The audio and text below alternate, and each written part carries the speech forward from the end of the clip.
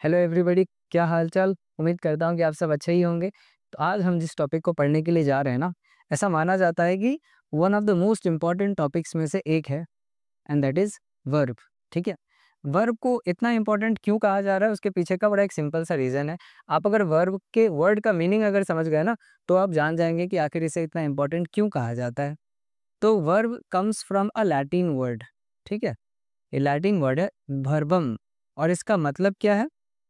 इसका मतलब है वन वर्ड या फिर ए वर्ड। ठीक है। यानी वर्ब्स को एक वर्ड कहा गया है लैटिन में। रीजन, यही वो वर्ड है जो एक सेंटेंस में सबसे ज़्यादा इंपॉर्टेंट होता है।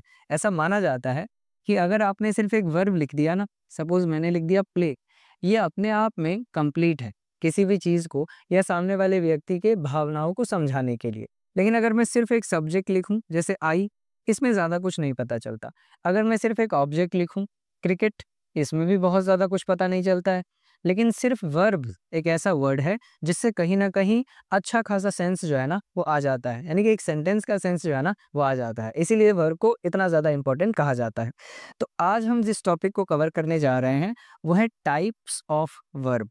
आखिर कितने टाइप्स ऑफ वर्ब होते हैं? और मेन चीज़ ये है कि वर्ब का एक्चुअल मीनिंग क्या है? क्योंकि स्कूल में तो हमें पढ़ाया गया कि सर जी वर्ब का मतलब होता है एक्शन वर्ड्स। सही भी है। पूरा गलत तो हम इसे नहीं कह सकते हैं, लेकिन पूरा सही भी नहीं कह सकते हैं और इसके पीछे रीज़न है। रीज़न आप सेंटेंसेस से समझिएगा। एक सेंटेंस है, सपोज़ मैंने लिखा कि ही ड्राइव्स ए कार।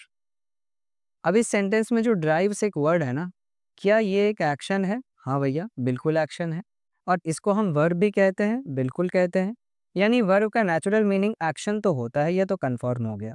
लेकिन दूसरा सेंटेंस अगर मैं लिखूं ही इज हैप्पी, अब इस सेंटेंस में वर्ब क्या है? वर्ब हो गया आपका इज। लेकिन ये कोई एक्शन है क्या? ऑब्वियसली एक्शन नहीं है। तो फिर ये है क्या? ये एक स्टेट है। स्टेट का मतलब होता है स्थिति। अब स्टेट एक्शन तो नहीं हो सकता ना, तो ये वर्ब का दूसरा मीनिंग हो गया। पहला मीनिंग है एक्शन और दूसरा मीनिंग है स्टेट। ठीक है ना? दो ही मीनिंग है क्या? नहीं, तीसरा भी मीनिंग है। ये सेंटेंस देखिएगा, ही ओन्स ए कार। अब इस सेंटेंस में वर्ब कौन सा है? That is owns. अब ओन्स ना तो स्टेट है और ना ही एक्शन है भैया, तो फिर ये है क्या? ये अलग ही प्राणी है। इसको हम कहते हैं पोजेशन, यानी कि अधिकार। हिंदी में आप इसे क्या कहेंगे? अधिकार। तो वर्ब के एक्चुअली कितने मीनिंग हो गए टोटल? तीन मीनिंग है। पहला क्या था? एक्शन, जो कि अभी तक हम पढ़ते भी आए हैं। दूसरा है स्टेट एंड तीसरा हो गया पोजीशन। सो ये तीन मीनिंग होते हैं वर्ब के, आज से याद रखिएगा। Verbs are not only action words, rather they are also state words या stative words and words of position. ठीक है ना? अब चलते हैं टाइप्स की तरफ कि वर्ब्स के टोटल टाइप्स कितने होते हैं। ठीक है। अगर आपने इसका स्क्रीनशॉट नहीं लिया है तो वीडियो को बैक करके एक बार स्क्रीनशॉट ले लीजिएगा। ये मैंने गलती कर दी, हालांकि मुझे पेज चेंज कर देना चाहिए था। अगली बार से मैं ध्यान रखूंगा। ठीक है। हम चलते हैं फिलहाल टाइप्स की तरफ कि आखिर वर्ब के टाइप्स कितने होते हैं। देखिएगा, ऐसे नॉर्मली हमने वर्ब्स को डिवाइड किया है दो हिस्सों में। जहाँ पहले हम वर्ब को डिवाइड करते हैं मेन एंड ऑक्सिलियरी वर्ब्स में। ऑक्सिलियरी का मतलब पता है क्या? ऑक्सिलियरी का मतलब होता है हेल्पिंग। अब इसे हेल्पिंग वर्ब्स क्यों कहते हैं? क्योंकि ये हेल्प करते हैं। किसकी हेल्प करते हैं? मेन वर्ब्स की हेल्प करते हैं। सेंटेंस फॉर्मेशन जब सीखेंगे ना, तब देखेंगे हेल्पिंग वर्ब्स का मेन काम क्या होता है। फिलहाल मेन वर्ब्स को अगेन हम दो हिस्सों में बांटते हैं। एक हो जाता है आपका फाइनाइट वर्ब एंड दूसरा हो जाता है नॉन फाइनाइट वर्ब। बहुत लोग गलती से बोलते बोलते इनफाइनाइट कह जाते हैं, इनफाइनाइट नहीं होता है। एंड ऑक्सिलियरी को अगेन हम दो हिस्सों में बांटते हैं। एक है आपका प्राइमरी वर्ब्स एंड दूसरी तरफ चला जाता है मोडाल्स। कहानी यहाँ पर खत्म होती है क्या? बिल्कुल खत्म नहीं होती है, और भी कहानी बची हुई है, ध्यान दीजिएगा। इसके बाद हम डिवाइड करते हैं फाइनाइट वर्ब्स को दो हिस्सों में, that is transitive and intransitive. ठीक है। ये दो अलग अलग हिस्सों में बांट दिया गया। नॉन फाइनाइट को अगेन तीन हिस्सों में बांटा जाता है। कौन कौन से वो तीन हिस्से? पहला आ जाता है आपका जेरंड, दूसरा आ जाता है इन्फिनेटिव, इन्फिनेटिव एंड तीसरा है आपका पार्टिसिपल। ये तीन हिस्सों में हमने नॉन फाइनाइट को बांट दिया। प्राइमरी के और कोई भी डिवीजन नहीं है, लेकिन इसके 3 एग्जाम्पल हैं, बी, डू एंड हैव। ये 3 एग्जाम्पल्स हम इसके लिए पढ़ते हैं। मोडाल्स को आप चाहें तो 2 हिस्सों में बांट सकते हैं। क्यों बांटा है हमने, ये जब इसके यूजेस पढ़ रहे होंगे ना, तब मैं आपको बताऊंगा मोडाल्स को हम आके 3 हिस्सों में बांटते क्यों हैं। ठीक है, तो पहला हो गया मोडाल्स में आप लिख सकते हैं एक तरफ यूज्ड टू, एक तरफ आप लिख सकते हैं डेयर, नीड, और एक होता है ऑट टू। ये एक डिवीजन हो गया। दूसरा डिवीजन में चलता है आपका will, would, shall, should, may, might and must. कुछ रह गया क्या? हाँ, कैन एंड कुड रह गया है। ठीक है, ये सारी की सारी चीज़ें एक तरफ रह जाती हैं और दूसरी तरफ ये सारी चीज़ें रह जाती है। इतने में कहानी ख़त्म है? इतने में कहानी ख़त्म नहीं है। इसमें एक और चीज़ ऐड होता है। ये जो अभी अभी हमने पढ़ा था ना, नॉन फाइनाइट वर्ब्स, तो नॉन फाइनाइट वर्ब्स को हमने बांटा 3 अलग अलग हिस्सों में। कौन कौन से वो हिस्से थे? पहला हो गया आपका जेरंड, दूसरा हो गया था इन्फिनेटिव, एंड तीसरा है क्या? पार्टिसिपल। तो इसमें आप चाहे तो इन्फिनेटिव को 2 हिस्सों में बांट सकते हैं। एक को हम कहते हैं बेयर इन्फिनेटिव और एक को हम कहेंगे कंप्लीट इन्फिनेटिव। और पार्टिसिपल फिर 3 हिस्सों में बांटा जाता है। ठीक है, पहला पार्टिसिपल कहलाता है प्रेजेंट, दूसरा कहलाता है पास्ट, उस हिसाब से तीसरा फ्यूचर होना चाहिए लेकिन है नहीं, तीसरा कहलाता है परफेक्ट। ठीक है, तो ये हो गए आपके नॉन फाइनाइट वर्ब्स के डिवीजन। क्या क्या हो गए? एक तो हमने जेरंड में बांटा, दूसरा इन्फिनेटिव में, तीसरा पार्टिसिपल में। इन्फिनेटिव को हमने बेयर एंड कंप्लीट में बांट दिया, पार्टिसिपल को भी हमने प्रेजेंट, पास्ट एंड परफेक्ट, इन 3 हिस्सों में बांट दिया है। क्लियर हो गई बात? पीछे एक चल के फिर से रिवाइज कर लें क्या?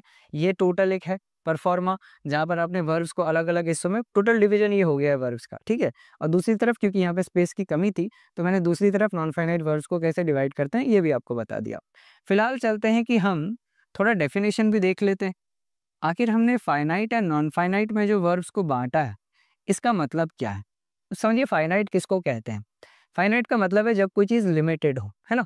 जब किसी चीज़ को किसी बाउंड्री में घेर के रखा गया हो तो इसी को हम फाइनाइट कहेंगे ना, कि भैया ये सीमित है, ये सीमित है, ये बाहर नहीं जा सकता, यानी इसके लिमिटेशंस हैं, इसके ऊपर बाउंड्रीज हैं बहुत सारी। ठीक है, लिमिटेशंस हैं, रोक लगाए गए हैं। तो अब फाइनाइट वर्ब्स को रोकता कौन है? कौन है वो कमबख्त जिसको इतनी एलर्जी है फाइनाइट वर्ब से, जो इसे खुलकर काम नहीं करने दे रहा है, फ्रीडम से काम नहीं करने दे रहा है? असल में सेंटेंस के थ्रू समझते हैं। ठीक है ना, इसको थोड़ा मैं रब करता हूँ, सेंटेंस के थ्रू समझते हैं, ज़्यादा मज़ा आएगा। ठीक है, ज़रा कलर चेंज कर दें क्या इसका? वाइट में ज़्यादा सही नज़र आ रहा था। देखिएगा, अगर मैं लिखूँ कि ही लव्स टू स्विम, दूसरे में यू लव टू स्विम, तीसरे में they love to swim, and चौथे में दे लव्ड टू स्विम। आप सोच रहे होंगे मास्टर ये क्या लिख रहा है? विश्वास रखिए, काम की चीज़ है। सो पहला हो गया ही लव्स टू स्विम। ध्यान दीजिएगा, यहाँ पर जो हमने ही का इस्तेमाल किया है ना, ये पहले वाले में, आखिर इसे हम कहते क्या है? क्या ये सिंगुलर टर्म नहीं है क्या? और थर्ड पर्सन भी है, यानी थर्ड पर्सन सिंगुलर इसको कहा जाएगा। अच्छी बात है। यू को क्या कहेंगे? सेकंड पर्सन कहा जाएगा। इस केस में तो सिंगुलर है ये भी। दे क्या हो गया आपका? ये अगेन थर्ड पर्सन है लेकिन प्लूरल है। फिलहाल इन 3 चीज़ों पर काम करते हैं, ही, यू एंड दे पर। आप देखिए, पहला सेंटेंस और दूसरे सेंटेंस में अंतर क्या है? पहले में हमने थर्ड पर्सन का यूज़ किया, दूसरे में हमने सेकंड पर्सन का यूज़ किया है। ठीक है ना। और वर्ब जो है वो कैसे चेंज हो गया? यहाँ पर हमने लव्स लिखा था और यहाँ पर हमने लव लिख दिया है, यानी कि पर्सन के चेंज होते ही वर्ब चेंज हो गया। ये पहली चीज़ मार्क कीजिएगा। दूसरा सेंटेंस और तीसरा सेंटेंस देखिएगा, इसमें हमने दूसरा तीसरा ना, पहला और तीसरा ही देखिएगा। पहले में हमने थर्ड पर्सन सिंगुलर का इस्तेमाल किया है तो लव्स लिखा है, तीसरे में हमने थर्ड पर्सन प्लूरल का इस्तेमाल किया है तो लव लिखा है, यानी नंबर के चेंज होते ही वर्ब चेंज हो जा रहा है। और तीसरा कॉन्सेप्ट, ये जो सेंटेंस नंबर 3 है और सेंटेंस नंबर 4 है, इन दोनों में वर्ब के अलावा और कुछ अलग है क्या? इधर भी दे लिखा है, इधर भी दे है, इधर भी टू स्विम लिखा हुआ है, इधर भी टू स्विम लिखा हुआ है, लेकिन दोनों के टेंस तो अलग अलग है। पहला वाला प्रेजेंट टेंस है और दूसरा वाला पास्ट टेंस है। अब किससे पता चल रहा है कि टेंस अलग अलग हो गया? देखिए भैया, वर्ब से ही तो पता चल रहा है ना, यानी टेंस के चेंज होते ही वर्ब चेंज हो गया। तो ये कंट्रोलिंग फैक्टर्स हैं इसके, क्या क्या? नंबर यानी कि सिंगुलर प्लूरल, पर्सन यानी कि first second and third, and तीसरा हो गया टेंस। यानी कि नंबर के चेंज होने से, पर्सन के चेंज होने से या टेंस के चेंज होने से जो वर्ब चेंज हो जाते हैं उन्हें फाइनाइट वर्ब्स कहा जाता है। तो नॉन फाइनाइट किसको कहेंगे? अरे भैया, जो जो वर्ब्स नंबर, पर्सन और टेंस से लिमिटेड ना हो, यानी कि जिसे फर्क ही ना पड़ता हो कि नंबर क्या है, पर्सन क्या है, टेंस क्या है, वो तो बोलते हैं हम अपनी मर्जी के मालिक हैं भाई साहब, हमको कोई नहीं अटका सकता, हमारा रुतबा है। तो यहाँ पर देखिए, ये जो टू स्विम मैंने लिखा है ना, ये भी नॉन फाइनाइट वर्ब ही है, इसे इन्फिनेटिव कहा जाता है। याद रखिएगा, टू प्लस भी1 को इन्फिनेटिव कहा जाता है, पढ़ेंगे हम इसके बारे में। तो ये चारों सेंटेंस में भले ही आपने नंबर चेंज किया हो, भले ही आपने पर्सन चेंज किया हो, या भले ही आपने टेंस चेंज किया हो, टू स्विम तो चेंज नहीं हो रहा है, इसी को नॉन फाइनाइट वर्ब्स कहते हैं। तो डेफिनेशन चाहिए क्या? अगर चाहिए तो लिख लीजिए। फाइनाइट वर्ब्स के लिए लिखेगा, क्या लिखेंगे? Verbs which are controlled by, अब कौन कौन चीजें इसे कंट्रोल करती हैं? पहला, नंबर, नंबर का मतलब क्या? सिंगुलर या फिर प्लूरल। दूसरा, दूसरा क्या था? अरे भैया, पर्सन, पर्सन में क्या था? या तो फर्स्ट, या तो सेकंड, या तो थर्ड। एंड तीसरा है आपका टेंस, यानी कि प्रेजेंट, पास्ट, फ्यूचर, तीनों में से कुछ भी हो तो आप यूज करते हैं, या वर्ब जो है वो चेंज हो जाता है। तो अगर फाइनाइट वर्ब्स को कह रहा हूँ लिमिट किया जाता है या कंट्रोल किया जाता है इन तीन चीज़ों के द्वारा, तो नॉन फाइनाइट क्या हो जाएगा? बड़ा सिंपल है, आप नॉन फाइनाइट की डेफिनेशन में सेम चीज़ लिखिएगा और यहाँ पे आर कंट्रोल्ड के जगह आर नॉट कंट्रोल्ड लिख दीजिएगा और ये तीन चीज़ों को मेंशन कर दीजिएगा। फाइनाइट नॉन फाइनाइट खत्म हो गया, यहाँ पर सिंपल है। नेक्स्ट हम कहाँ चलेंगे ना, नेक्स्ट हम देखते हैं कि जो हमने नॉन फाइनाइट वर्ब्स लिखा था उसका डेफिनेशन तो अभी नहीं लिखेंगे हम, क्योंकि ऑलरेडी हमने लिखा हुआ है, और ना ही उसके डिटेल में जाते हैं, लेकिन स्ट्रक्चर समझ लेते हैं एक बार। अच्छा, पेज तो बना हुआ था, डायरेक्ट उसी में बना ले क्या? इसी में बना लेते हैं, समय बच जाएगा, है ना। जेरंड एक्चुअली V4 होता है, यानी कि V1 प्लस ING फॉर्म जो होता है ना, उसे जेरंड कहा जाता है।